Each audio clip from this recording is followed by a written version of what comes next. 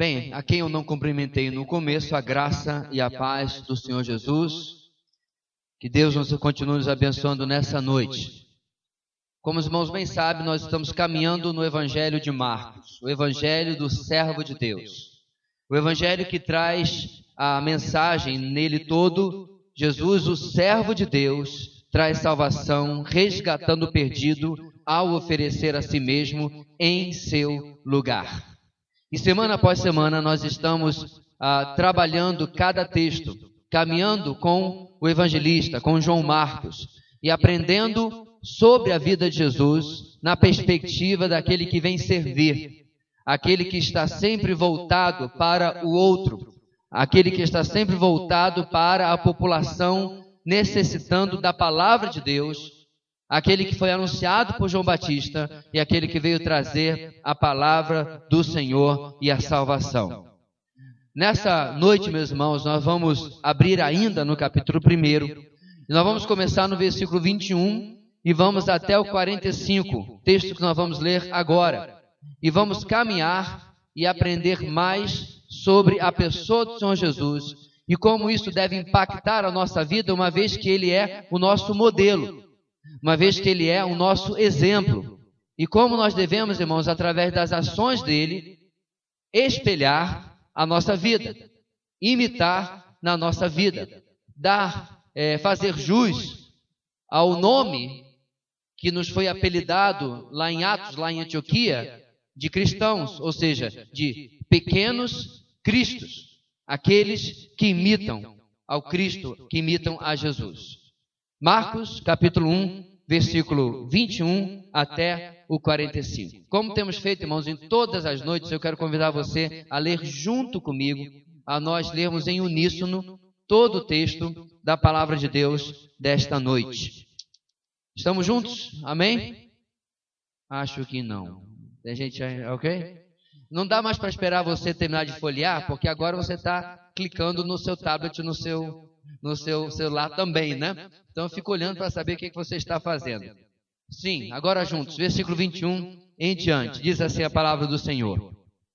Eles foram para Cafarnaum e logo que chegou o sábado, Jesus entrou na sinagoga e começou a ensinar. Todos ficavam maravilhados com o seu ensino, porque lhes ensinava como alguém que tem autoridade e não como os mestres da lei. Justo naquele momento, na sinagoga, um homem possesso de um espírito imundo gritou: "O que queres conosco, Jesus de Nazaré? Vieste para nos destruir? Sei quem tu és, o Santo de Deus." "Cale-se e saia dele", repreendeu Jesus. O espírito imundo sacudiu o homem violentamente e saiu dele gritando. Todos ficaram tão admirados que perguntavam uns aos outros: "O que é isto? Um novo ensino e com autoridade.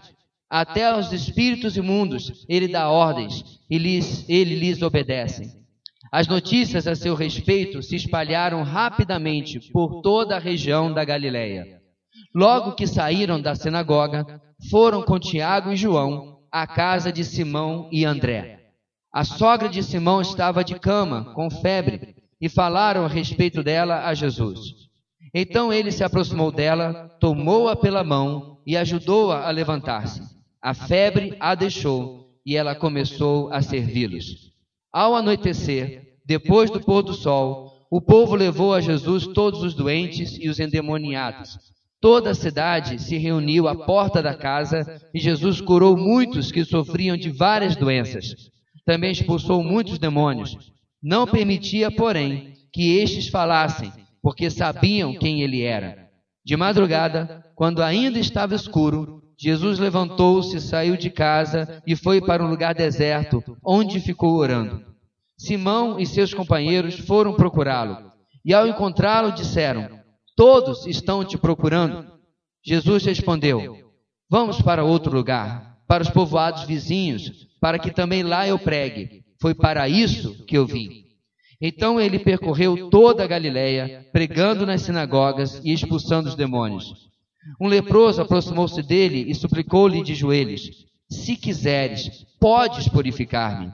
Cheio de compaixão, Jesus estendeu a mão, tocou nele e disse: "Quero, seja purificado. Imediatamente a lepra o deixou, e ele foi purificado. Em seguida, Jesus o despediu com uma severa advertência. Olhe, não conte isso a ninguém, mas vá mostrar-se ao sacerdote e ofereça pela sua purificação os sacrifícios que Moisés ordenou, para que sirva de testemunho. Ele, porém, saiu e começou a tornar público o fato, espalhando a notícia. Por isso, Jesus não podia mais entrar publicamente em nenhuma cidade, mas ficava fora, em lugares solitários. Todavia, assim mesmo, vinha a ele gente de todas as partes. Amados, o texto que nós temos, como você já ouviu nas outras semanas, ele é muito curto. Nós estamos retratando aqui 24 horas na vida de Jesus em 20 e poucos versículos. Ele está sempre correndo, sempre rápido. É claro que, ao vivo e a cores, as coisas transcorreram como normalmente se transcorrem, com 24 horas. Porém, Marcos dá esse sentido, essa ideia. Inclusive, ele não narra todos os fatos, até porque nenhum evangelista fez isso, mas ele de propósito deixa aqueles que para a sua intenção não são tão relevantes assim. Mas eu quero emprestar um fato de Lucas. Lucas nos diz que pouco antes de chegar aonde nós lemos em Cafarnaum, Jesus havia pregado em outra sinagoga, na cidade onde ele fora criado, em Nazaré. Lá, expondo o profeta Isaías, Jesus afirmou que ele era o cumprimento da profecia que ele estava lendo em Isaías, profecia de 700 anos, que ele era aquele que Deus havia prometido em Isaías. Ele era aquele que viria trazer a palavra do Senhor para os necessitados. Ele era o ungido do Senhor. Bem, logo depois, nós chegamos ao nosso texto. Depois que ele sai de Nazaré, onde as pessoas não atendem à sua pregação tanto assim, chegamos ao nosso texto. E Jesus vai a outra sinagoga, em Cafarnaum. Em Nazaré, haviam resistido a ele. Ele era o filho de José, um menino que havia crescido nas ruas da cidade. Agora, em Cafarnaum, o povo fica maravilhado com este ensino. Jesus usa Cafarnaum agora como quartel-general, como lugar de onde ele sai para suas missões nessa primeira parte do seu ministério. Era uma cidade importante, a maior cidade pesqueira da região, onde havia várias sinagogas que Jesus usava como estratégia para levar a sua mensagem. As sinagogas, meus irmãos, elas começaram no período do cativeiro babilônico, depois que o templo foi destruído. As sinagogas eram dirigidas por leigos, não por sacerdotes, nem por levitas, e cada 10 famílias formavam uma sinagoga separada. E assim, nesse lugar, o foco principal era oração e ensino. Não tinha nem sequer música. Era um lugar para orar, era um lugar para aprender a palavra de Deus. Bem, neste lugar, o ensino de Jesus é chamado de um ensino com autoridade. E aí, meus irmãos, que eu quero girar a nossa mensagem de hoje. O que é exatamente esta autoridade? Nós vemos em dia, meus irmãos, que aqui e acolá um pregador é dito, fulano prega com autoridade. Mas eu temo, meus irmãos, que a nossa geração, esteja mais impressionada com o exterior e com a aparência e com a dicção, com a preleção, com a forma como a pessoa fala, do que com as coisas que deram a esses homens a ideia de dizer o ensino de Jesus é com autoridade. O que é isso? John Stott, em seu livro, nos mostra que a autoridade está ligado também à convicção. A pessoa realmente e de verdade crer naquilo que ele prega. John Stott, no seu livro Eu Acredito na Pregação, nos diz o seguinte: um poder estranhamente fascinante é exercido por aqueles que são totalmente sinceros. Tais crentes atraem descrentes, como foi o caso de David Hume, o filósofo britânico deísta do século XVIII, que rejeitava o cristianismo histórico como, por exemplo, nós cremos. Uma pausa. O que o deísmo acredita? Que Deus existe, sim, mas que Deus criou o mundo, deu-lhe um pontapé inicial e abandonou, e o mundo seguiu por si só. Deus é um Deus que não se relaciona com a sua criação. Então o deísta não acredita de maneira nenhuma nisso daqui, na palavra de Deus, no cristianismo histórico. Então David Hume era esse homem. Um amigo dele uma vez o encontrou correndo pelas ruas de Londres e perguntou aonde ele estava indo. David Hume disse: eu estou indo ouvir George Whitefield pregar. O amigo dele estranhou e disse: mas certamente você não acredita no que Whitefield prega. Acredita? E David Hume respondeu o seguinte: não, eu não, mas ele acredita. Perceba, meus irmãos, que até um homem que não acredita na palavra de Deus era atraído por alguém imbuído, cheio de convicção daquilo que prega. Um grande problema, muitas vezes, no cristianismo hoje, na verdade, nos cristãos hoje, é que prega de uma maneira tão superficial, prega o evangelho de uma maneira tão sem convicção, que as pessoas começam a questionar se ele acredita até no que ele está falando. Falta autoridade naquilo que a pessoa está vivendo e pregando. E com absoluta certeza, Jesus possuía convicção naquilo que ele pregava. Não temos dúvida nisso. Mas esta noite quero propor também que esta autoridade vem de coerência pública e relacionamento particular com Deus. A nossa grande ideia hoje nos ensina o seguinte: um ministério cheio de autoridade vem da coerência pública e do relacionamento privado com Deus. Um ministério cheio de autoridade vem da coerência pública e do relacionamento privado, particular com Deus. Jesus vai nos mostrar isso, meus irmãos, em 4 verdades no texto que nós vamos até o versículo 45. Eu espero não passar da nossa hora sempre costumeira, por isso precisamos começar. O texto vai nos ensinar, meus irmãos, em primeiro lugar, a partir do versículo 21 até o versículo 28, o seguinte: a autoridade do ensino do Messias se comprova no poder sobre as trevas. A autoridade do ensino do Messias se comprova no poder sobre as trevas. Jesus está pregando na sinagoga e o ensino dele, meus irmãos, é interrompido por um endemoniado que aparece, um homem possesso por um demônio, por um espírito imundo. E ele não chega sorrateiramente, não chega apenas gritando, ele chega fazendo declarações. Ele chega querendo, digamos assim, roubar a cena, interromper aquele ensino que já havia impactado a vida das pessoas como sendo um ensino com autoridade. Jesus encara os poderes demoníacos sem uma grama de temor ou dúvida. Endemoniados não eram raros naqueles dias.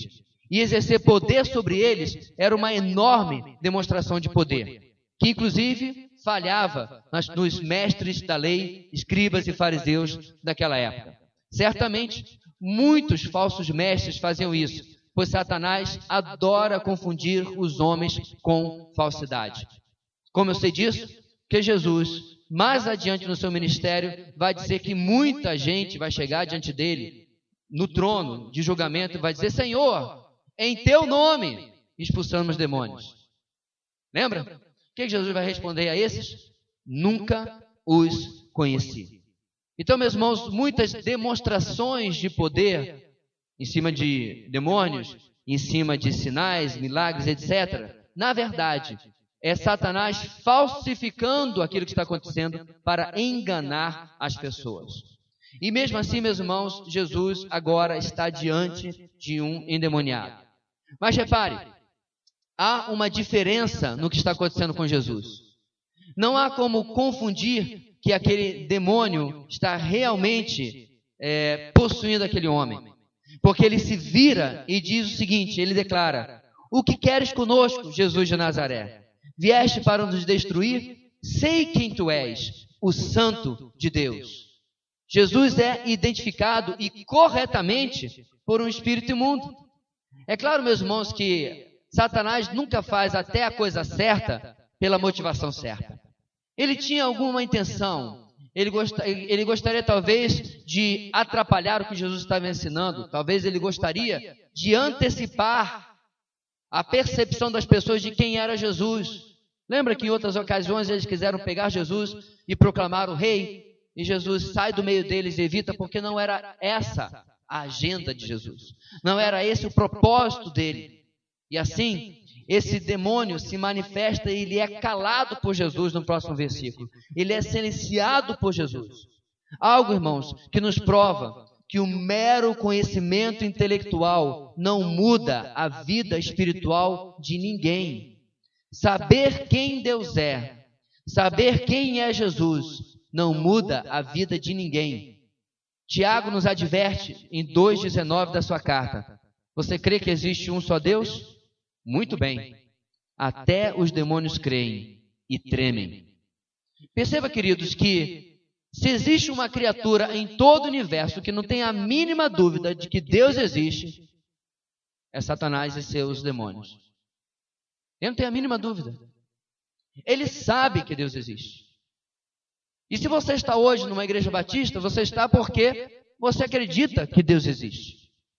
E na verdade, talvez 90 e tantos % dos brasileiros diriam a mesma coisa. Agora perceba, há a possibilidade de que a sua noção de Deus seja a mesma do demônio do texto. Eu vou explicar, antes de você ficar ofendido. Apenas uma compreensão intelectual, apenas uma ideia intelectual, apenas um fato que você não tem como discutir e não tem como não aceitar. Mas isso não produz nenhuma transformação e mudança espiritual na sua vida. O reformador Martinho Lutero, ele disse o seguinte: a vida do cristianismo consiste em pronomes possessivos. Uma coisa é afirmar: Cristo é um Salvador. Outra coisa inteiramente diferente é dizer: Cristo é meu Salvador e meu Senhor. Perceba, meus irmãos, que diante do demônio, ele declara algo como um fato, mas não é um fato para ele. Satanás não tem problema de dizer: Jesus é Salvador, Jesus é Senhor. Mas ele nunca dirá: Jesus é meu Senhor e meu Salvador. Quantos seres humanos estão na mesma situação? Sabe por quê? Quando você declara que Jesus é seu Salvador, você automaticamente está dizendo: eu sou pecador. Por ser pecador, eu estou debaixo da ira de Deus e eu estou condenado ao inferno. Eu preciso de salvação. E eu reconheço a Cristo como meu Salvador. Ele não pode ser meu Salvador se eu não estiver perdido. Não é verdade? A segunda parte, quando eu declaro que Ele é meu Senhor, eu estou declarando a vontade dEle eu quero e não a minha. Eu quero que a minha vontade cada dia seja colocada para baixo e a vontade dEle seja colocada para cima. E muitos de nós, e talvez você essa noite, não está preparado para dizer tais palavras. É bonito, meus irmãos, você ir ao Rio de Janeiro e dizer: você foi lá no Cristo Redentor, é apenas um pedaço de pedra grande. Quando Ele não é o meu Redentor. E não era, com certeza absoluta, para esses demônios. Diante do demônio, Jesus dá uma ordem e ele imediatamente obedece. A reação do povo é de admiração diante da autoridade de Jesus em seu ensino e autoridade sobre os poderes das trevas. Amados, em nossos dias, Satanás tem se validado de uma exagerada promoção do nome dele em determinadas igrejas e igrejas. Alimentadas pelo medo do desconhecido e do sobrenatural, pessoas têm imaginado, ou até muitas vezes, de fato, têm sido vítimas de ataques de Satanás. Assim, há cultos onde se fala mais do diabo do que de Cristo. Onde o diabo recebe destaque muito maior do que deveria. Mas o que a palavra de Deus nos ensina? Primeiro, respeite o poder das trevas. Não seja arrogante para com um ser muito mais poderoso do que um ser humano. Meus irmãos, uma vez, mesmo que Satanás seja mentiroso, seja alguém que já está condenado eternamente ao fogo eterno, como diz a palavra de Deus em Apocalipse, se você olhar lá em Judas, você vai perceber que nem mesmo um arcanjo foi desrespeitoso para com Satanás. Interessante isso. O que eu quero dizer aqui, meus irmãos, não é que você deve ter alguma deferência para com ele, alguma reverência para com ele, mas que você não seja arrogante. Para que você não despreze, meus irmãos, que nós temos um inimigo, sim, poderoso. Agora, se eu parasse nessa primeira aplicação aqui, nós todos íamos para casa, olhando para lá, olhando para cá, meio amedrontados, né? Mas calma. Segundo, apesar de respeitar o poder das trevas, não o tema. Apesar de ser mais poderoso que qualquer ser humano, nós não somos apenas seres humanos. Somos filhos do Deus Altíssimo, herdeiros de Deus, co-herdeiros com Cristo. Não impressionamos as trevas, mas o Salvador e Senhor que vive em nós, esse os impressiona e os amedronta. Lá em Atos dos Apóstolos, meus irmãos, uns camaradas quiseram expulsar demônio também. Ficou um negócio legal. Eles viram alguém fazer, viram Paulo, e os 7 filhos de Seva começaram a dar ordem ao endemoniado. Lembra da passagem? E aí o endemoniado vira para aqueles homens e diz: olha, conheço a Cristo e bem sei quem é Paulo. Mas vocês são quem mesmo? E os 7 filhos de Seva levaram uma sova, a peia. O endemoniado partiu para cima deles, rasgou suas roupas e bateu neles e eles saíram correndo. Por quê? Porque eles sim eram só seres humanos. Eu costumo dizer, meus irmãos, que a ideia de como nós encaramos o mundo espiritual, sou eu pequenininho, magrinho, desse tamanhinho, contra um bully lá no playground. Sou eu contra o valentão. Aí eu chego lá, né, puxando o meu carrinho, vem ele querendo tirar meu carrinho. Aí de repente ele para na minha frente, morrendo de medo, e eu penso que de repente eu cresci, criei músculos e fiquei com 1,80 m, mas aí eu olho para trás, o meu irmão mais velho está bem aqui. Essa é a ideia, meus irmãos, que nós temos que ter diante das trevas. Não há temor, não há necessidade. Agora, terceiro lugar, esteja vigilante e preparado para o confronto. Satanás, meus irmãos, não está brincando de ser diabo. Então não brinque de ser crente. Essa autoridade está sobre você, mas ela não é sua, é do Senhor. E essa autoridade, apesar de estar sobre você, essa autoridade flui de uma vida de comunhão, de submissão ao Senhor, que nos dá o seu poder. Em segundo lugar, meus irmãos, a autoridade do ensino do Messias se comprova no poder sobre as enfermidades. Jesus não tinha poder apenas sobre as trevas, sobre endemoniados, mas também sobre enfermos. Versículo 29 a 34, e em outros textos também deste que nós lemos, Jesus vai curar muita gente. Depois que ele está na casa de Simão Pedro, as pessoas vão vir de noite ainda e mais uma vez ele vai curar muita gente. Na sequência do nosso texto, os 4 discípulos pescadores vão para a casa de Simão Pedro. E lá a sogra dele está com febre. Algo que poderia ser uma simples gripe, né? Ou uma infecção séria, uma infecção grave. Mas ainda assim, para a época, era uma doença séria. Que muita gente com certeza já havia morrido devido aos poucos avanços da medicina. A partir desta mulher, Jesus começa uma longa lista de pessoas que seriam curadas pelo poder de Deus através do servo Messias. Não apenas no texto que nós lemos, mas durante o Evangelho de Marcos todo e também nos outros. Agora um detalhe, muita gente continuou doente no tempo de Jesus. Jesus não curou todo mundo. Infelizmente, muitos olham para esse texto e impõem em suas pregações que Jesus fez, então temos que fazer também. Jesus curou, então nós temos que curar também. Porém, há uma enorme diferença do que nós estamos lendo e para partir ou pular para uma aplicação dessa. Sabe qual é a diferença? Ele é Deus e nós não somos. Enorme diferença. Ele é Deus e nós não somos. Ele detém, meus irmãos, toda a autoridade e soberania sobre as vidas das pessoas. Jesus sabia quem ele iria salvar, curar, libertar e quem ele não iria. Nós não sabemos. Jesus podia determinar que ele queria, como ele faz no final do nosso texto, libertar, curar, purificar alguém e não fazê-lo. Jesus podia determinar isso. A nós cabe apenas orar debaixo da soberania de Deus.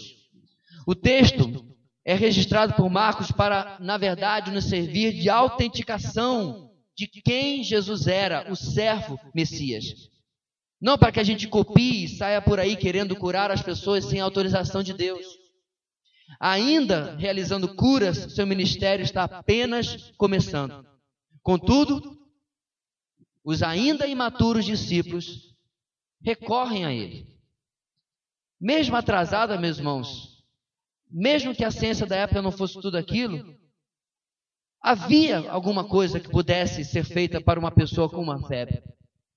Mas os imaturos discípulos logo correm para o Senhor, porque sabem que Ele tem poder para curar. Mesmo na época, meus irmãos, que nós temos outro evangelista que era um médico, Lucas. Jesus é o primeiro recurso dos 4 discípulos que nós temos aqui. Qual é a grande lição, meus irmãos, do Messias que tem poder sobre todas as enfermidades? É como nós reagimos a elas. Seu diagnóstico chegou. E eu sinto muito em lhe dizer, essas são palavras, amados, que nós não desejamos ouvir. Mas muitos de nós ouviremos sobre nós mesmos um dia ou sobre pessoas queridas a nós. A enfermidade é um fato real. A doença é algo que não tem como nós ignorarmos. Nesses anos da nossa igreja, diversos irmãos já receberam diagnósticos preocupantes. Nossos joelhos já se dobraram. Nossas vozes se levantaram para clamar por pessoas queridas nossas que estavam enfermas. Ora, esta semana eu conclamei, semana passada na verdade, conclamei a igreja para orar pelo meu priminho de 10 anos de idade.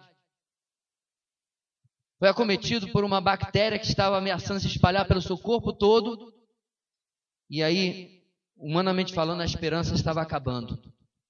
E oramos, intercedemos, e Deus agiu conforme a sua vontade. E ele já saiu do respirador, já tirou a sonda nasogástrica, já se levantou, e pelo que eu entendi, amanhã ele começa com os alimentos sólidos. Deus respondeu, Deus atendeu, mas muitas vezes Ele não faz isso. E quando eu pensava, meus irmãos, eu lembrei de uma frase de Abraham Kuyper que diz o seguinte: não há um único centímetro quadrado em todos os domínios de nossa existência sobre os quais Cristo, que é soberano sobre tudo, não clame, é meu. Vou repetir. Não há um único centímetro quadrado em todos os domínios de nossa existência sobre os quais Cristo, que é soberano sobre tudo, não clame, é meu.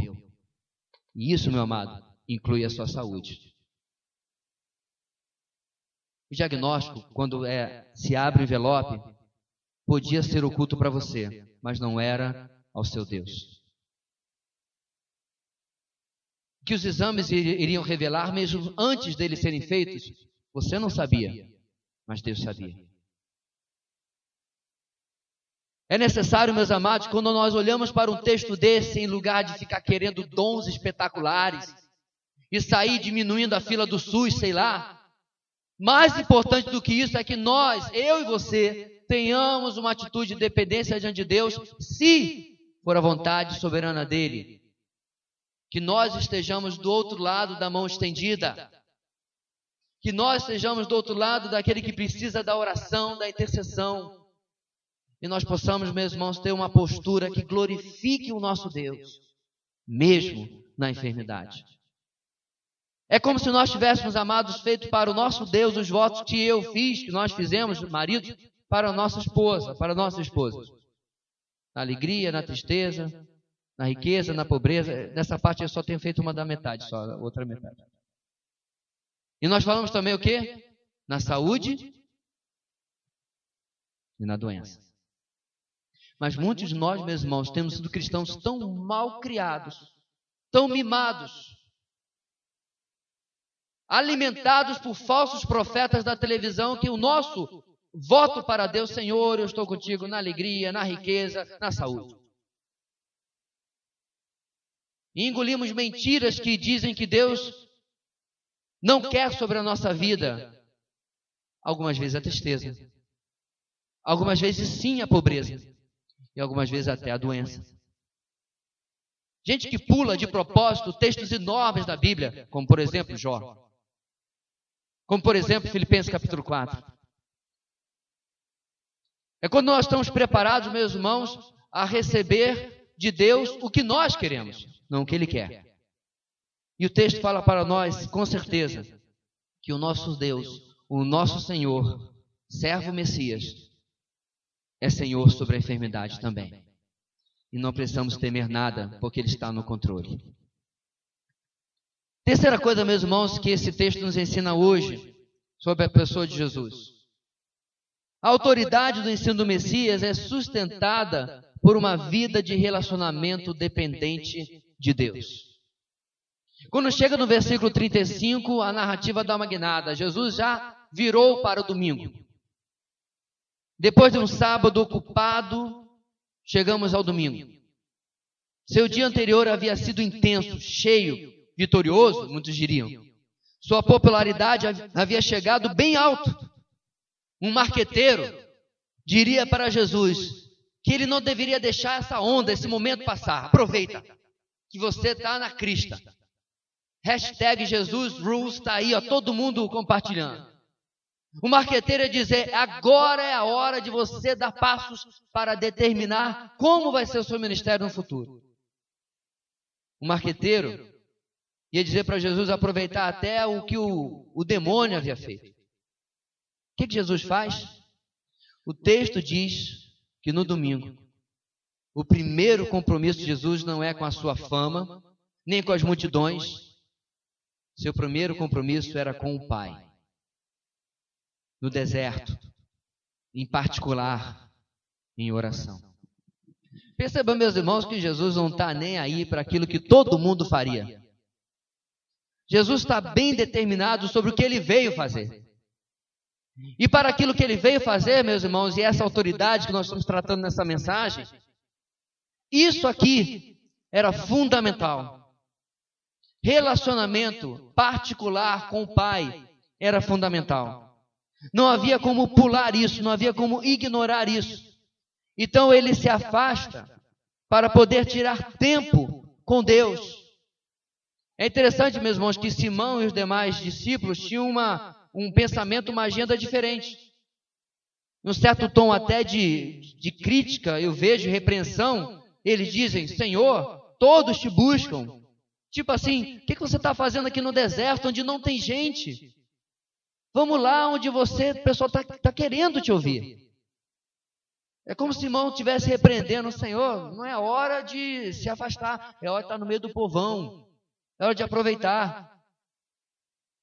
Acho que essa deve ser a primeira furada que Simão dá de muitas que ele vai dar durante a companhia com Jesus, né? Mas ele aprende, depois ele aprende. Por quê? Porque o foco, o pensamento de Jesus não era o mesmo deles. A resposta de Jesus, irmãos, contém o oposto do que as multidões, os discípulos tinham em mente. Não curas e sinais, mas pregação. Jesus responde, meus irmãos, de forma simples, categórica, àqueles que o buscavam. Vamos para outro lugar, para os povoados vizinhos, para que também lá eu pregue. Foi para isso que eu vim. Eu curei, eu libertei, mas eu vim para pregar. Você liga a televisão hoje, além de falsas, as supostas curas e milagres tomam todo o lugar de uma programação que, se a igreja fosse cristã de verdade, deveria ser centrada na exposição e na pregação da palavra. Você sabe, meu amado, por que a igreja evangélica hoje não vai bem? Você sabe por que nós podemos emprestar as palavras do teólogo inglês dizendo que a igreja de hoje tem milhas de comprimento, mas 5 centímetros de profundidade?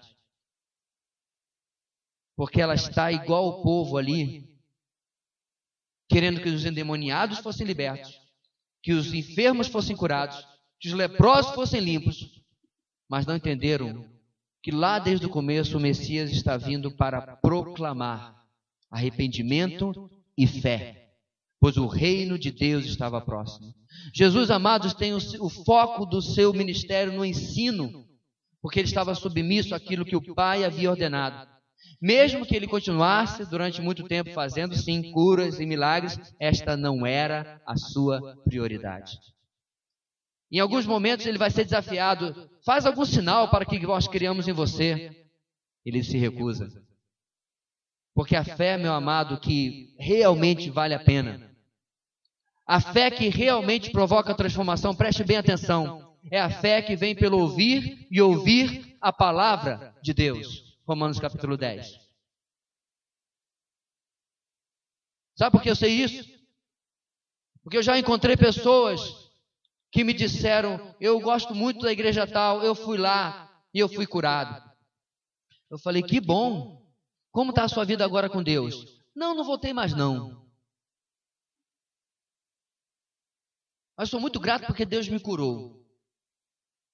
Mas em minha própria família nós temos testemunhos disso. Que gente que vivia décadas e décadas e décadas longe do Senhor. Até que seu diagnóstico chegou e, sinto lhe dizer, rapidinho se apegou, no caso a minha avó, que já está na glória, se apegou pedindo oração. Ore por mim, a coisa é séria. Irmãos, Deus, pela sua misericórdia, ouviu a oração da sua serva e curou. Ato contínuo. Do jeito que veio, a pessoa foi. Já recebeu a sua bênção. Mas não houve transformação de vida. Sabe por quê? Porque a fé vem pelo ouvir e ouvir a palavra de Deus.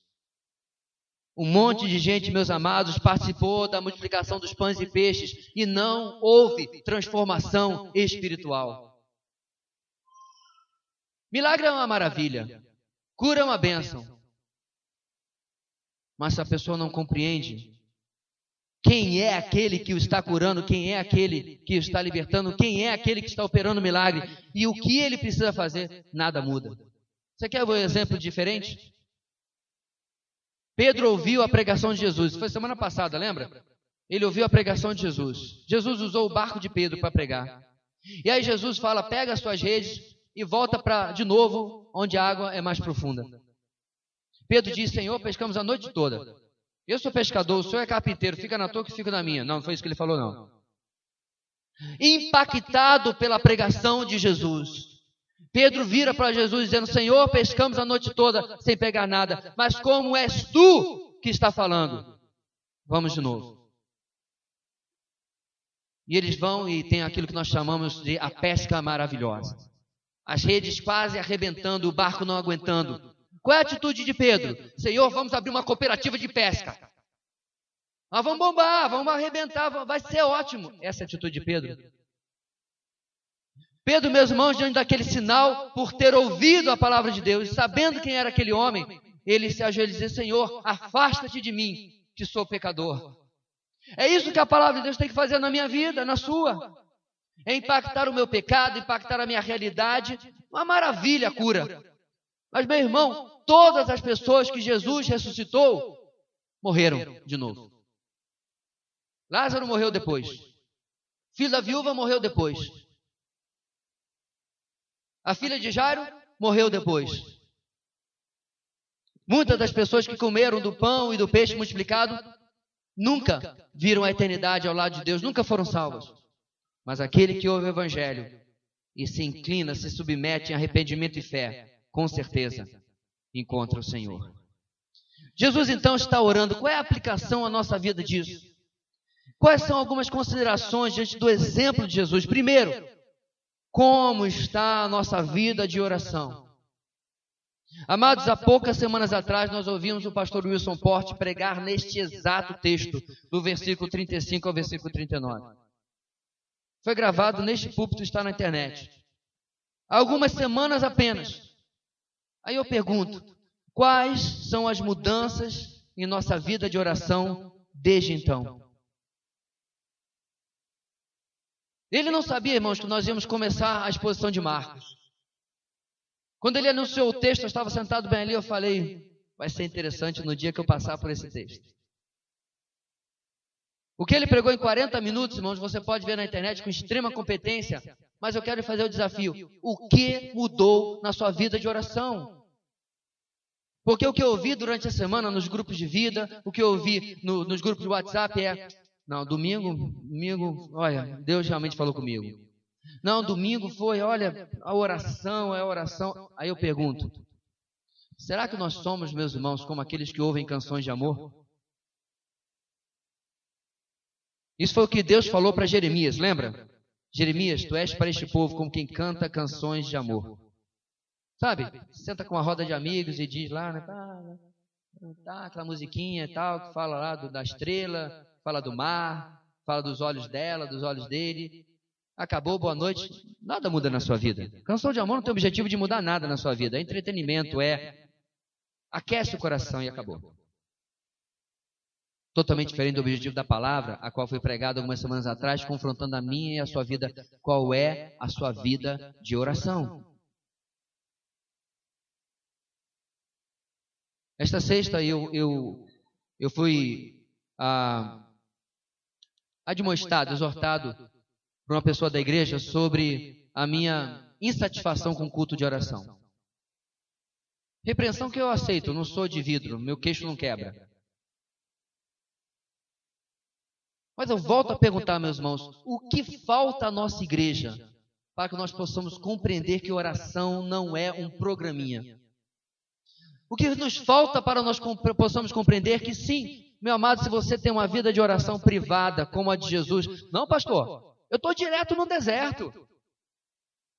Pode ver que tem pó em tudo quanto é lugar, eu estou diretão lá, eu e o Senhor, está ótimo. Mas se você lembrar, meus irmãos, em Atos dos Apóstolos, quando Pedro estava preso, o texto de Lucas diz, e a igreja fazia intercessões contínuas por ele. E adivinha na casa de quem que a igreja estava reunida? Na casa da mãe de João Marcos. Uma interessante jesuicidência. Aí eu pergunto, meus irmãos, será que seria necessário para que a comunidade Batista Videira tivesse corporativamente uma vida ativa, impactante, pulsante de oração, que Pedro fosse preso? Que nós tivéssemos, meus irmãos, algo grave, que atingisse a cada um de nós como igreja, para que nós precisássemos orar? E assim, meus irmãos, a palavra de Deus vai nos mostrar mais uma vez, para encerrar este ponto, que o Filho de Deus, aquele, meus irmãos, que é um com o Pai, separava tempo. Você acha que Jesus orava, meus irmãos, porque ele estava espiritualmente fraquinho? Você acha que Jesus orava porque ele estava meio deprimido? Jesus orava, meus irmãos, porque ele gostava de estar com Deus. O Deus Filho havia, antes de encarnar, passado a eternidade toda na presença, na companhia de Deus Pai e Deus Espírito, a Trindade perfeita, o nosso Deus Trino. E passando o dia inteiro, pregando, atendendo o povo, ele separa tempo. Só tem de madrugada? Então vai de madrugada, para estar com Deus. Charles Spurgeon foi questionado uma vez qual era a razão, a explicação do sucesso do seu ministério. Charles Spurgeon respondeu: o meu povo ora por mim. A autoridade do ensino do Messias se comprova no poder sobre as trevas, no poder sobre as enfermidades, é sustentada por uma vida de relacionamento dependente com Deus. Para nós encerrarmos o texto de hoje, a autoridade do ensino do Messias se comprova na compaixão para com o sofrimento. Na última sessão do nosso texto, encontramos Jesus interrompendo seu ministério de proclamação. Mais uma pessoa necessitada cruza o caminho de Jesus. Ele poderia recusar atendê-la, ou poderia ser apenas mais uma cura. Agora é interessante, irmãos, que o evangelista João Marcos registra uma particularidade sobre esse encontro. Ele destaca isso no meio de vários outros que Jesus com certeza teve. Eu já falei para vocês que nenhuma palavra nas Escrituras está lá por acaso, não é verdade? Pois bem, no verso 40, nós vemos a humildade e até a humilhação desse homem. O texto diz: um leproso aproximou-se dele e suplicou-lhe de joelhos: se quiseres, podes purificar-me. Ele está desesperado. Ele está no final das suas opções. A lepra naqueles dias, meus irmãos, não possuía cura nenhuma. Até hoje mesmo, algumas não possuem, mas naqueles dias, nenhuma cura no primeiro século. Os doentes eram isolados em vales, em cavernas e deixados para morrer. Não havia esperança para eles. Então, ele recorre ao jovem mestre de Nazaré. Aquele que de tanta autoridade que surpreendia os seus ouvintes. Aí Marcos diz que a resposta de Jesus é a seguinte: cheio de compaixão, Jesus estendeu a mão, tocou nele e disse: quero, seja purificado. O que é compaixão? Amados, autoridade não é falar grosso, nem mesmo emular uma santidade, uma espiritualidade com uma fala rebuscada. Compaixão é a palavra usada por Marcos. Ela traduz não apenas amor, mas sentir com. É o amor que não pode ficar parado. É o amor que é levado à ação. A ação que começa em quem sente suas entranhas doendo. Esse é o sentido de compaixão. É aquele que sente o sofrimento do outro. É amor-ação que age no que está ao seu alcance para servir, para ajudar. Autoridade que vem de viver o cristianismo, não apenas de pregá-lo. Jesus nos dá um último exemplo, meus irmãos, que a autoridade vem de um coração que não consegue ver o sofrimento humano impassivo. Há muita coisa que está longe do nosso alcance, mas há muita coisa que não está. Há muita coisa que está lá no outro continente, lá no outro país, que nos causa tristeza. Ouvir o relatório de missões da Líbia. Se seu coração não aperta, eu realmente sugiro que você consulte um cardiologista. 9 primos eu perdi. Ouviu a narrativa? Alguns crucificados, outros decapitados. A melhorzinha história de morte ali foi aqueles que morreram por bombardeio. Pelo menos não deu tempo de sentir praticamente nada. Irmãos, é sangue do nosso sangue. Gente que nós nunca vimos, não sabemos o rosto, não sabemos o nome. Mas quando eu digo sangue do nosso sangue, são irmãos do mesmo corpo de Cristo, do que eu e você. Compaixão é não ficarmos sem fazer alguma coisa. E assim Jesus faz, Jesus cura.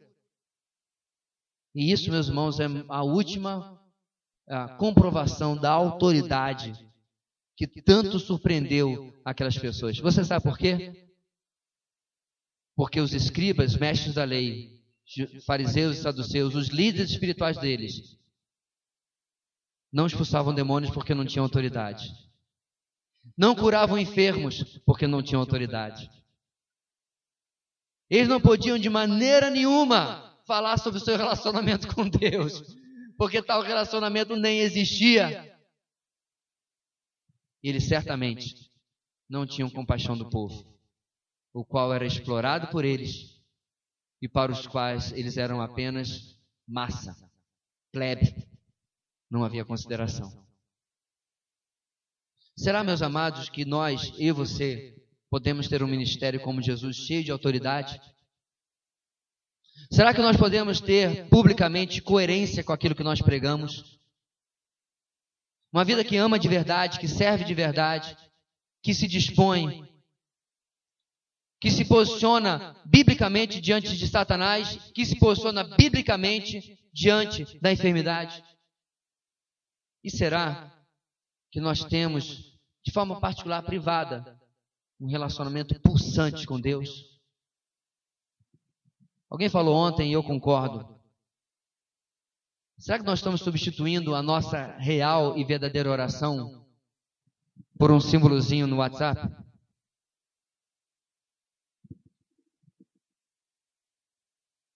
Será que um pedido de oração que você recebe, você diz, pode deixar, irmão, vou orar, mas é uma promessa vazia? Será que no conjunto de tudo isso nós podemos entender, meus irmãos, que a autoridade espiritual de maneira nenhuma é algo que você pode fabricar, mas é algo que o Senhor concede e coloca sobre a nossa vida, como colocou, obviamente, sobre a vida de Jesus, quando nós andamos nas pegadas que Ele nos deixou. Feche seus olhos comigo, vamos orar. Deus, os padrões colocados pelo Senhor Jesus sempre são demasiados desafiadores. Demasiadamente desafiadores. Os padrões que Ele coloca para nós nos mostram a necessidade que nós temos urgente da ação do Senhor. E nós clamamos, ó Deus, em nome de Jesus, para que o Senhor nos ajude a, seguindo os passos do Senhor e imitando-o, viver como Ele viveu, agir como Ele agiu, mas principalmente que isso venha de um relacionamento constante com o Senhor. Dá-nos, ó Deus, essa vida espiritual sempre junto a Ti, sempre próxima de Ti, pela oração e pela palavra, para que então nós possamos experimentar uma vida pulsante de serviço ao próximo, de vida, de autoridade sobre as trevas, de confiança diante da enfermidade. É o que nós oramos nessa noite, no nome de Jesus. Amém e amém.